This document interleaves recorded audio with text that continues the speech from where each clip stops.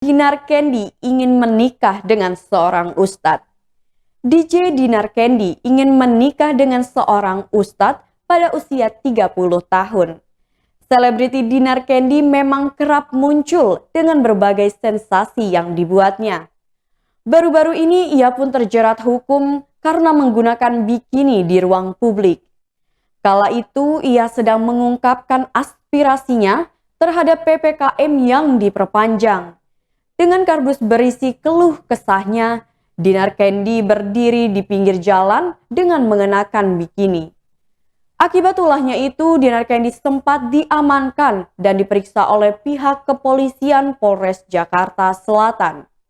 Dinar Candy ditetapkan sebagai tersangka namun tidak ditahan.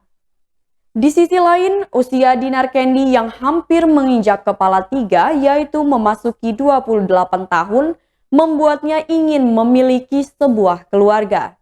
Dinar Candy mengaku ingin menikah jika seandainya ada laki-laki yang melamarnya. Ia pun mengharapkan kehadiran seorang anak kalau nanti dirinya berkeluarga. Namun tidak disangka, ternyata tipe suami dari Dinar Candy adalah seorang ustadz. Ia pun ingin ustadz tersebut berusia 30 tahunan.